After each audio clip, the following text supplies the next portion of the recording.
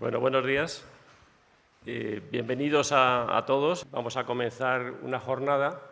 en torno a uno de los temas que han sido protagonistas en el museo en los últimos años. Lo que presentamos aquí es un poco la historia de la restauración, es decir, el proceso de restauración llevado a cabo,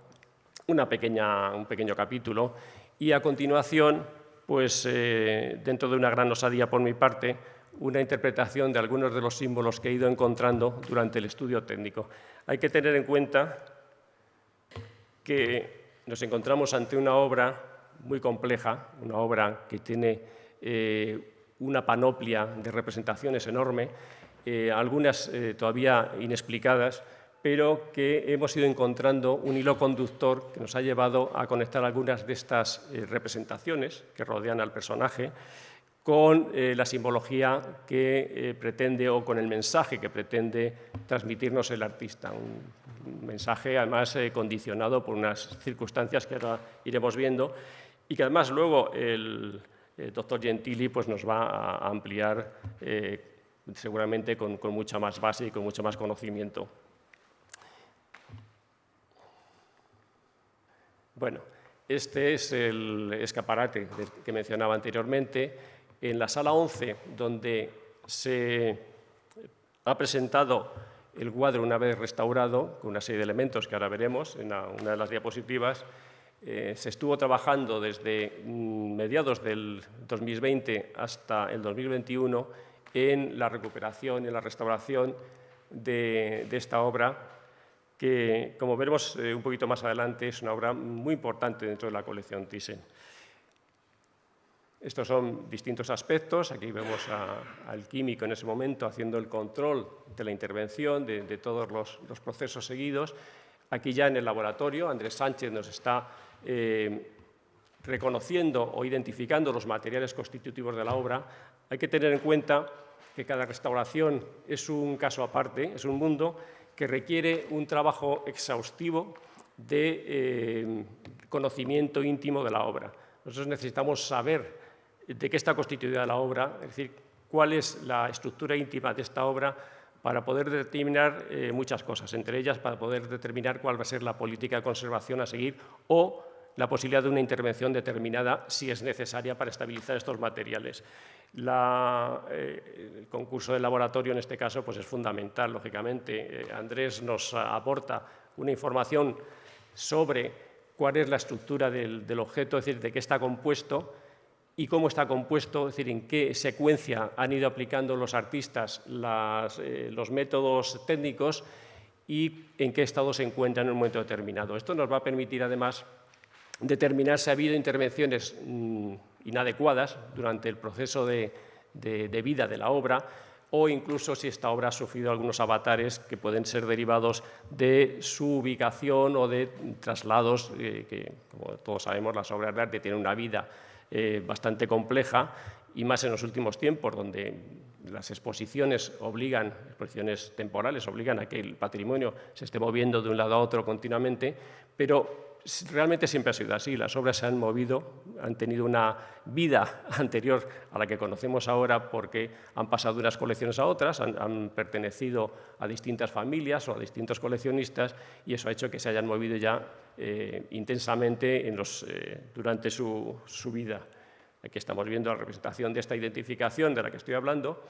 No me voy a extender mucho sobre este capítulo porque luego las autoras materiales de la restauración esta tarde nos van a ahondar mucho más en este proceso, con lo cual ahora es simplemente poner en evidencia lo que se ha hecho y cómo se ha hecho. Aquí estamos viendo ya una zona del plató o del búnker donde se hacen las tomas con radiaciones pues, determinadas, infrarroja, con radiación ultravioleta, y donde se hace una documentación visible de un gran peso, de un gran detalle que nos va a permitir conocer casi de una manera microscópica la superficie de las obras para determinar en qué estado se encuentran y poder determinar además cómo se encuentran después de un proceso de traslado, de participación en un evento que no es celebrado en la ubicación actual de la obra. Y aquí estamos viendo a María, como decía, que está recuperando esta magnífica moldura, este marco, que es con el que conocemos a la obra desde que tenemos contacto con ella. Pero que no sabemos si sería original, pensamos que no, pero resulta realmente valioso, resulta de una riqueza excepcional y un complemento perfecto para la pintura. Y aquí estamos viendo a unas restauradoras, ya para cerrar este primer capítulo, durante el proceso de eliminación de las capas que perturbaban la perfecta visión de la obra, y las capas de barnices alterados, de suciedad superficial, que no nos permitían conocer la obra, no como la pintó el artista, porque eso es una entelequia, no hay manera de recuperar el estado de las obras, por supuesto, porque ha habido una transformación de los materiales, pero sí mucho más próxima a la intencionalidad del artista. Este es el joven caballero, y aquí estamos viendo la sala donde actualmente se presenta al público, donde se muestra además un material complementario, se presentan una serie de vídeos que dan algunas notas sobre la propia obra y un elemento que fue cedido amablemente por la Real Almería del Palacio Real, por mediación de nuestro ponente, don Álvaro Soler, que es una espada similar a la que porta el caballero en esta representación, una espada de origen tedesco, parece, una espada lasquenete, y que, bueno, yo creo que complementa bastante bien ese ambiente, ese ámbito que se ha querido crear con la presencia de la obra, esa especie de bisel o de marco que centra la atención en la obra y esos pequeños complementos que simplemente no distraen, sino que son una aportación más a este recorrido dentro de la sala. Bueno, el cuadro en sí sabemos que este cuadro ya lo explicó Guillermo Solana en un momento determinado y figura además en el catálogo del propio museo. Es un cuadro que ingresa en la colección en el año 35, lo compra Henry Stiessen, que fue el padre del varón que nosotros conocimos, es decir, del varón que trajo la colección a España, de una colección privada, la colección Kahn, y una vez dentro de la colección de Villa Favorita, en el año 57, el hijo del varón, Hans Henry Stiessen, encarga una restauración que seguramente está realizada fuera de este entorno donde estaba la obra, creo que se realizó en Estados Unidos. Luego ya las restauradoras nos puntualizarán un poquito más sobre este tema porque ya se han ahondado un poco en el tema de la antigua restauración. Y en esta restauración, aparte de eliminar muchos repintes antiguos que estaban desvirtuando la obra, fue localizada, parece ser que por sorpresa, fueron localizados dos cartelinos que digamos que apuntaban a la autoría de la obra. Estos cartelinos venían a contradecir, o no a contradecir, venían a ratificar una teoría ya apuntada por Alex Martin en el Burlington Magazine en el año 24, que ya atribuía esta obra a Carpaccio, porque había momentos de la historia justo antes de esta fecha en la que se había intentado hacer creer o se intentaba atribuir esta obra a Durero. Creo que la ocultación de estos cartelinos, y esa es mi opinión particular, fue una acción interesada, es decir, con motivo de intentar darle como más prestigio a la obra, como atribuirla a un artista más reconocido, pero gracias a Dios esta intervención se pudo recuperar esta información que situaba primero como autoría y después daba una serie de mensajes que han suscitado varias interpretaciones sobre la identidad del personaje representado. Esta obra fue una de las obras, digamos que preferidas de Hans Henry Stiessen, y Curiosamente no participó en el catálogo ni en el conjunto de obras que vinieron en un primer momento, antes de instalarse la colección Thyssen en Madrid, a la Real Academia de Bellas Artes de San Fernando sobre maestros antiguos, no estaba incluida, a pesar de esa gran estima que la tenía el barón, con lo cual nuestro primer contacto realmente, salvo para aquellos privilegiados que habían podido viajar a Lugano, a Villa Favorita, pues fue cuando la obra vino con el conjunto de obras ya por un préstamo inicial de 10 años y que luego pasó a ser de titularidad estatal con la compra de la colección, una negociación que se llevó a cabo entre el barón Thyssen y el gobierno español y que terminó felizmente, digamos que dejando la colección ya de forma definitiva, o un grueso de la colección, y creando lo que es el hoy Museo Nacional Thyssen-Bornemisza. El cuadro, como estamos viendo, es una representación de un personaje que se presenta con una armadura, no sé si completa, o parte de la armadura, eso ya nos lo aclarará también el doctor Soler, en una actitud que en un principio podía parecer arrogante, es una actitud que parece retadora a cierta distancia porque está empuñando la espada, pero que en una aproximación mucho más cercana, mucho más íntima con el cuadro, nos damos cuenta que no es así, que el personaje tiene la mirada perdida, tiene una mirada lánguida, el rostro además es un rostro amable, es un rostro casi angelical y que sin embargo pues está blandiendo esa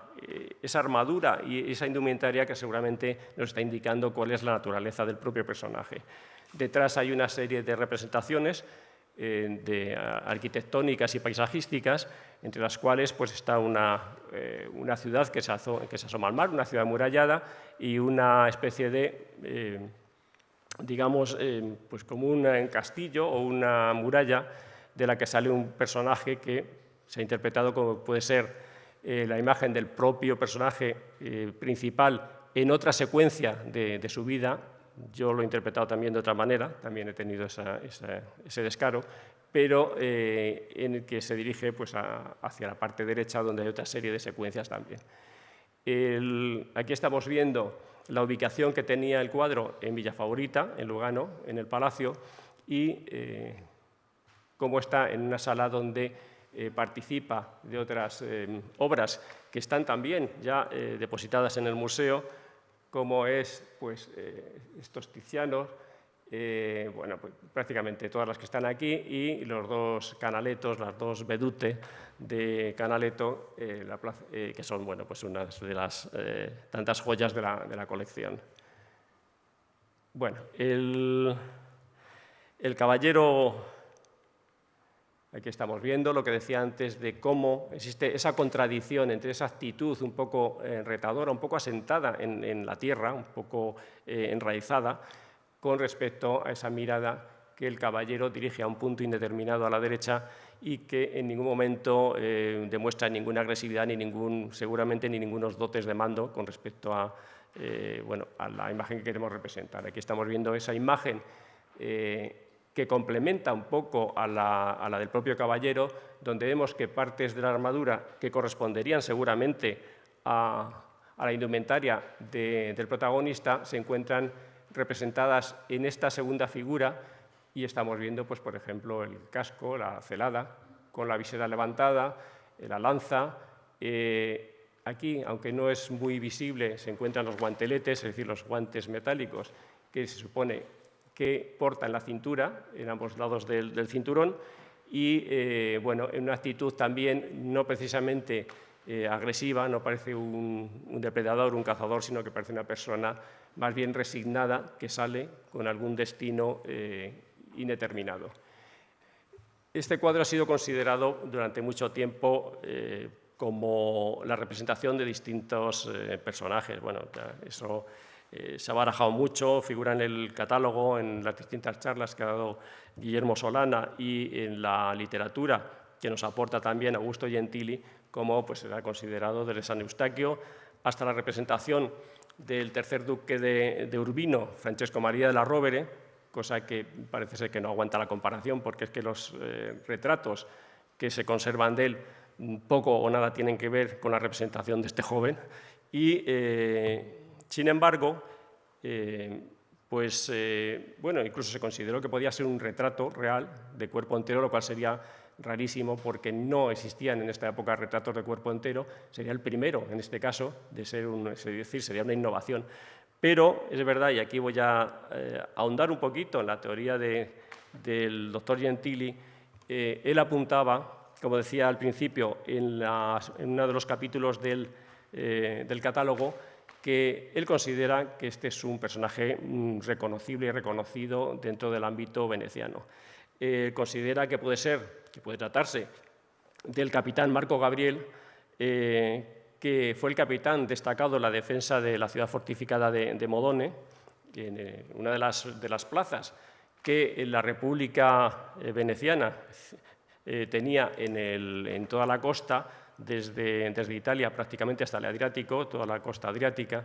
Él considera que podría tratarse el personaje por varios datos, por varios puntos que le aporta. Este capitán, según se narra también, y aquí estoy parafraseando prácticamente al doctor Gentili, defendió la ciudad de Modone frente a las incursiones otomanas, fue una de las plazas que lucharon contra la expansión del Imperio Otomano por las costas de lo que entonces se consideraba todavía repúblicas independientes, y concretamente la costa veneciana, y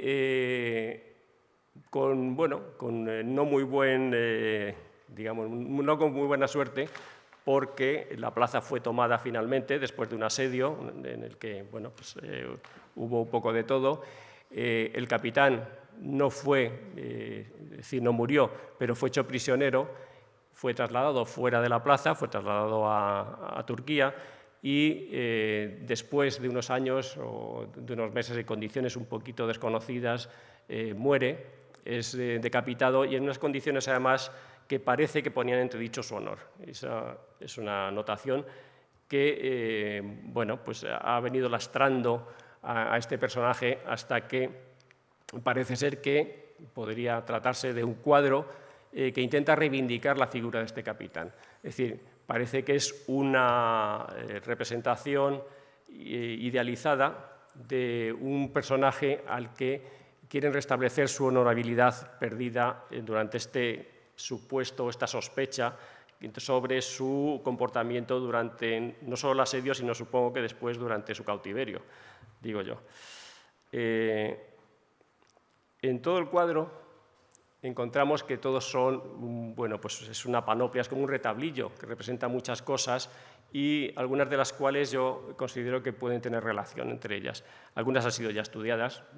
pero exhaustivamente, y otras han ido surgiendo a raíz de estos estudios técnicos que hemos ido realizando, que siempre aportan novedades, que siempre nos aportan algunos datos. Esos datos, lógicamente, luego deben ser estudiados, deben ser consensuados, y además pueden servir para futuras interpretaciones, porque nos abren un nuevo camino, como ahora iremos viendo a lo largo de la charla, que puede ser interesante de cara a la interpretación del cuadro, y en este caso que nos aproxima mucho a las teorías vertidas por el doctor Gentili. Aquí estamos viendo, por ejemplo, esa arquitectura o ese promontorio que se encuentra al fondo detrás del capitán. Es una ciudad muy escarpada, una ciudad amurallada que se abre a una bahía, podría ser un lago, pero parece ser que es un contacto con el mar. Y aquí un grabado antiguo de esa ciudad de Modone, que es un grabado en el que se ve que es también una representación muy escarpada, pero realmente encontramos que, gracias al análisis radiográfico que realizó Susana Pérez en su momento, hemos podido determinar que debajo de esta ciudad tan escarpada existe un primer trazo que presenta un paisaje mucho más sutil, mucho más suave con respecto a la cota donde se encuentra. Aquí lo podemos ver. Aquí estamos viendo la superposición, aquí se vería mucho más claramente, y luego como el artista en un momento determinado lo va modificando y crea otra estructura arquitectónica y otra estructura paisajística. Esto es una fotografía actual de la Plaza de Modone, que yo creo que se ajusta más a esa representación primera de una geografía mucho menos escarpada, mucho más tranquila, mucho más suave, que la que representa finalmente. Seguramente lo que está haciendo el artista es pues bueno, acondicionar o crear distintas perspectivas, distintos puntos de vista que le vienen mejor desde el punto de vista compositivo, pero que nos siguen narrando una historia, eso es indudable. Y aquí estamos viendo cómo la cara del joven capitán, vuelvo otra vez a un poco incidir en ello, es una cara muy... Esta es una foto de antes y después de la restauración, donde bueno, pues se ha recuperado ese semblante tranquilo, ese semblante sosegado, que como digo, parece más una idealización del personaje, es como unos rasgos juveniles que tienen más relación seguramente con la pureza del alma que con su cometido como fiero capitán defendiendo una ciudad. De hecho, pues ya Guillermo Solana apuntaba que tenía relación esta figura tan marcada con algunas representaciones de ángeles o arcángeles guerreros, como estamos viendo, es una actitud también muy angelical, muy suave, o con esta otra de Memling, que es una representación del juicio final, pero donde aparece otro arcángel guerrero perfectamente ataviado con su armadura y con este semblante, lógicamente, que está en consonancia con su papel de mediador del mundo celestial. Incluso la figura del caballero que sale de las ruinas es una figura que también es tremendamente, no solo juvenil, sino casi infantil. Y aquí yo creo que podría tratarse de un símbolo de la pureza del alma recuperada tras la muerte. Yo mantengo que esto es una representación que más que nada está idealizando, está intentando reivindicar al personaje más que narrarnos qué pasó realmente con él. O está intentando rebatir la historia que hasta ese momento se ha vertido. Aquí estamos viendo, por ejemplo, cómo este personaje, este caballero, sale de la ciudad amurallada, una ciudad, por cierto, totalmente destruida, totalmente arrasada, lo cual también podría justificar que es una ciudad que ha sido tomada después de una dura batalla, sobre un corcel oscuro, que es un símbolo también de la vida interior, pero también es de la muerte, acompañado por su perro fiel, un perro de color claro. Y bueno, pero estamos viendo también que nos está representando una figura casi de un condottiero, es decir, en un primer vistazo tiene todas las características del jinete, del condottiero, de esos capitanes de fortuna que al principio todos venían de distintos países del ámbito cercano a las repúblicas italianas, que estaban al servicio de los grandes señores, pero que luego se convirtieron ellos mismos en propios señores y en gobernantes de algunas de las repúblicas. Entonces, estamos viendo aquí el retrato de Giovanni Acuto, donde yo creo que puede haberse inspirado, en este caso, para la representación del caballo. Es un caballo fuerte, un caballo de batalla, que tiene una posición bastante similar a la que nos presenta el caballero del cuadro del que estamos hablando. También interpreto que el caballero se encuentra, y vuelvo otra vez a la diapositiva anterior, en un tránsito entre distintos estadios de su vida. Esta sucesión de árboles, que han sido también objeto de distintas interpretaciones, yo creo que representan un poco el tránsito seguido por el personaje. Nos encontramos, en primer lugar, a un árbol incipiente al fondo, que después continúa este camino con un árbol frondoso, es decir, la plenitud de la vida, como a continuación, y según se va aproximando al personaje, es un árbol pues ya caduco, moribundo, que ha perdido las hojas y donde se produce además el desprendimiento de las distintas especies perdón, avícolas que se encontraban en las ramas, como desprendiéndose de la vida, y el único que permanece, curiosamente, es este halcón, que está vigilante a la derecha de la composición,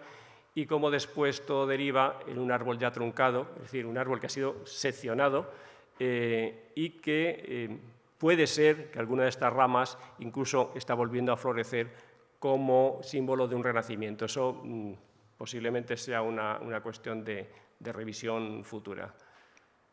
Aquí estamos mostrando un poquito más próxima esa sucesión de los árboles. Y luego hay una serie de elementos que casan muy bien con esa interpretación que en algún momento pues, me ha dado por hacer. Por ejemplo,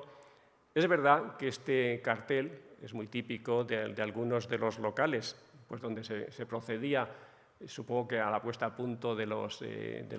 corceles, de los caballos, pero es muy curioso que no es solo un cartel, sino que el hecho de que el autor en un momento determinado lo haya enfrentado a este pavo real, yo creo que le da otro significado. En primer lugar, porque el caballo de por sí es un símbolo de prepotencia, es un símbolo digamos, de personajes heroizados, es decir, es el elemento indispensable de los héroes. Y eso da una cierta soberbia, ¿no? Es un elemento de soberbia. Pero al incluir este pavo real, que por cierto, como veremos dentro de un momento, es un elemento que él incorpora más tarde, es decir, no estaba en la primera composición del cuadro, lo que hace es un elemento de contención entre esa soberbia y el pavo real, que con la cola desplegada es la representación de la vanidad, con la cola plegada, es decir, con la cola recogida, es el elemento totalmente contrario, es el elemento de la caridad y de la contención. Entonces, esa dualidad entre los dos personajes es la que nos está creando un vínculo que, además, intencionadamente el artista relaciona con el caballero que sale de la logia o de la ciudad, de la muralla, prácticamente derruida, porque es verdad que está sustentado sobre la valla, pero en un primer vistazo nadie diría que está sobre la valla. Lo primero que se nos ocurre a todos es pensar que el pavo real descansa sobre el yelmo o sobre la visera del caballero, con lo cual parece que quiere involucrarlo, es decir, que quiere transmitir estos valores a la figura del caballero, de esa representación del caballero o de su alma. Y aquí tenemos pues, al protagonista inmutable, que no se ha apeado del árbol, a pesar de la huida de las otras especies, que es el halcón. El halcón, que es un ave que está relacionada con la visión, con la estrategia y con la victoria dentro de la iconografía occidental, pero también juega un papel importante en la iconografía islámica,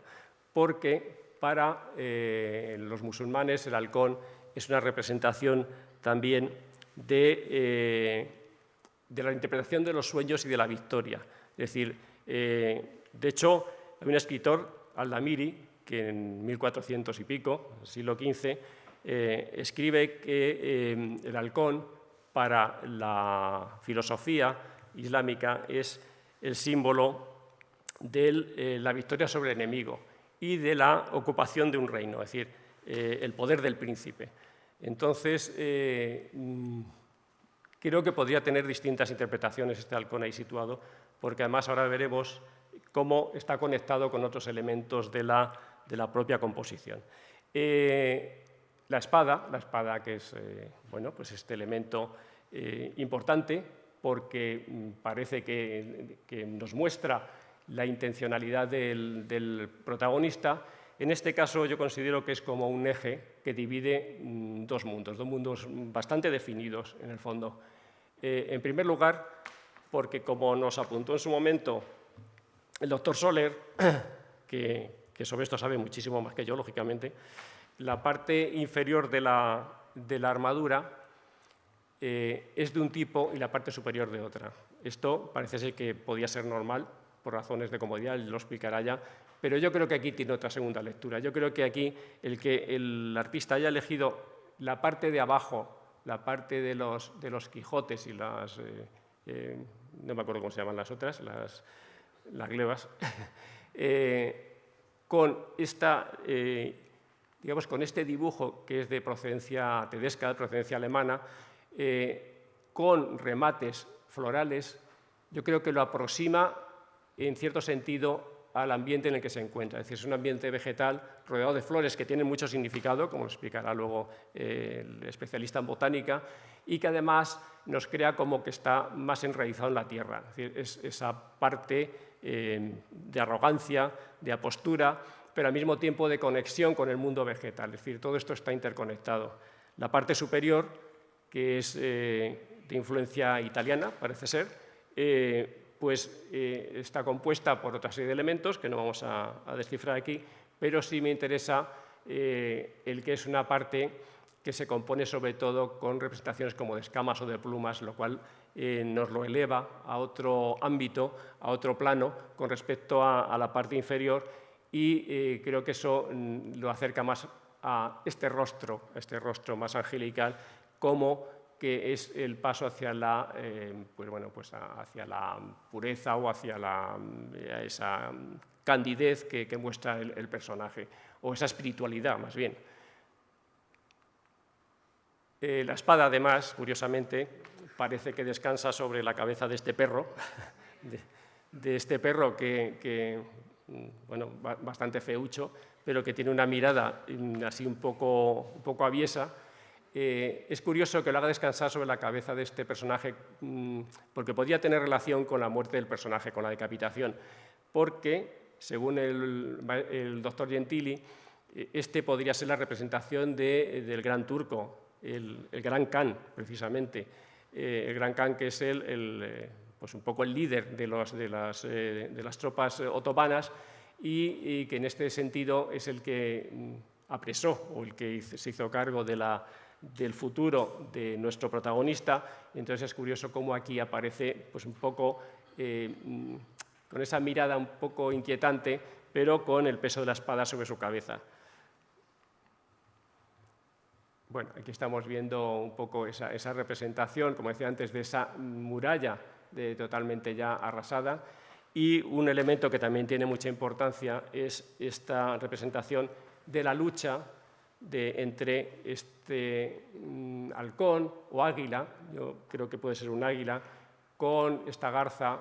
aunque yo creo que es una grulla, que es la lucha entre una grulla y un halcón o un águila. Cualquiera de las aves de presa, da lo mismo, está mostrando que es una lucha desigual, donde ya sabemos cuál va a ser el vencedor, lógicamente, va a ser el que está arriba. La grulla, sin embargo, representa la tenacidad, es la especie que representa la lucha hasta la muerte, es decir, la tenacidad, pero con pocas posibilidades de éxito, lógicamente. Y es curioso cómo se presenta aquí la representación del oscuro, es decir, la no luz contra la parte de luz, la parte más espiritual. Es casi un poco el símbolo del yin y el yang, prácticamente. Bueno, y aquí me he permitido hacer un pequeño juego de la composición de la obra y cómo hay algunos elementos que están interconectados entre sí. Esa lucha del águila con la garza o con la grulla está conectada perfectamente con elementos que tienen mucho protagonismo. Lo primero, conecta con el personaje, pero además a la altura del cuello, que es muy curioso, a la altura del mentón y del cuello del protagonista, y conecta con este perro al que estamos poniendo un poco, en fin, en entredicho, pobrecillo, y con el árbol truncado. Es decir, que todo esto es como una sucesión de elementos, es la lucha. Puede ser la decapitación por este personaje y cómo llega al final de ese recorrido que hemos puesto al principio, que era el último árbol ya truncado, ya seccionado, que, bueno, pues podría ser, ¿por qué no?, la muerte del caballero, que luego parece que empieza a renacer de alguna manera con algún brote, pero que no está muy claro. Otra de las líneas que están conectando elementos puede ser, pues perfectamente, no voy a extenderme mucho en esto, es este halcón con el perro blanco, que a su vez conecta con el perro negro, otra vez la claridad, la luz contra la penumbra, contra el elemento oscuro, y pasando por unos elementos que siempre han suscitado la curiosidad del espectador y de los estudiosos, que son una especie de papeles o cartas que tiene el personaje en una bolsa en posición genital y que el doctor Gentili relaciona que podían tener relación con algunas cartas que pues él había mandado durante la defensa de la ciudad pidiendo auxilio, pidiendo socorro a la Serenísima, a Venecia, para que le auxiliaran frente al acoso que estaba sufriendo contra los turcos y que parece ser que nunca llegaron a su fin. O cartas que él pudo mandar para conseguir un rescate que por lo que parece tampoco tuvo ningún éxito. Bueno, y aquí ya, para no cansarles mucho, voy a pasar a lo que es uno de los estudios técnicos que nosotros utilizamos junto con la radiografía y junto con los análisis de laboratorio, que es la radiación infrarroja. Como muchos de los presentes saben, la radiación infrarroja es una de las radiaciones que se utilizan para el estudio de las obras porque tiene capacidad para penetrar dentro de las capas de pintura y ponernos en evidencia lo que hay detrás. Eso en circunstancias determinadas y teniendo la tecnología adecuada. Aquí hemos conseguido una imagen reflectográfica muy interesante, muy bonita, que vamos a ir desglosando pues, capítulo a capítulo. En primer lugar, hemos descubierto que el caballero que sale de la muralla, bueno, fue incluido posteriormente a la concepción de la arquitectura. ¿Por qué? Pues porque estamos viendo que debajo del diseño, del dibujo del caballo, se ven todos los restos de la arquitectura. Aquí los hemos reseñado un poquito porque para un público que no esté un poco avezado en este tema de ver imágenes técnicas, lo hemos resaltado un poquito, pero lo que estamos viendo es la arquitectura completa debajo del caballo. Eso nos indica que este caballo ha sido incluido posteriormente a la finalización de la arquitectura, pero además es que hemos descubierto, y eso se verá mucho mejor cuando Susana nos muestre su examen radiológico, en el infrarrojo se detectan los rasgos de otro caballo más pequeño, es decir, con un formato mucho más contenido,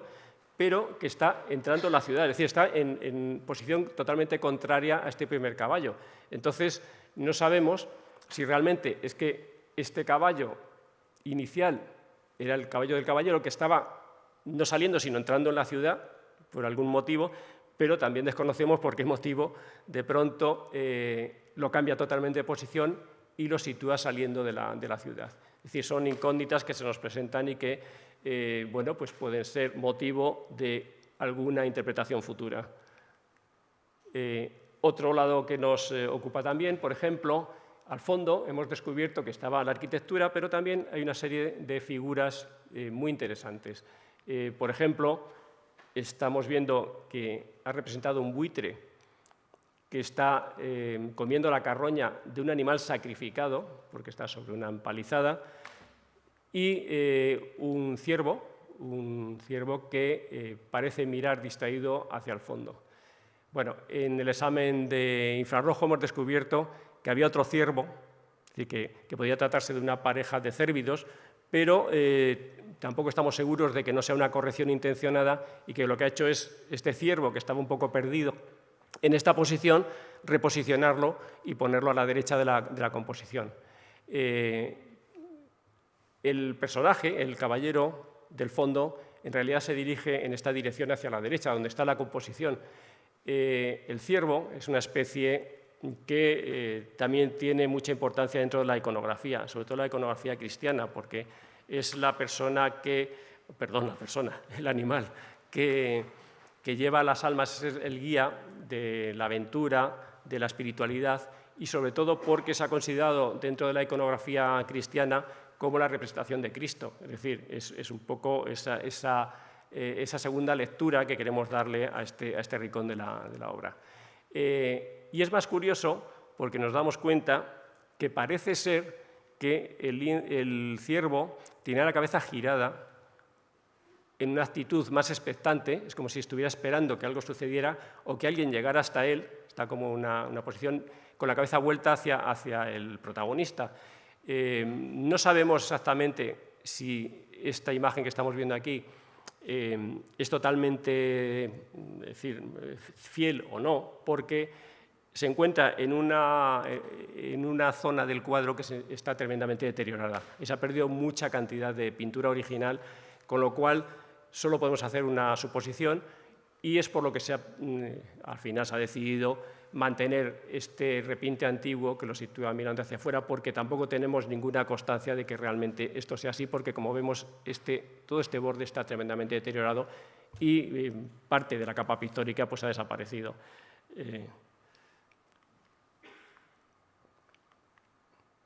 Aquí podemos ver un poco esa situación que estaba comentando.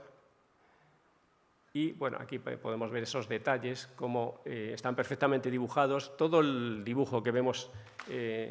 digamos, subyacente a la pintura, es un dibujo muy bien elaborado, muy concreto, que define muy bien todas las partes de la composición. Aquí vemos otra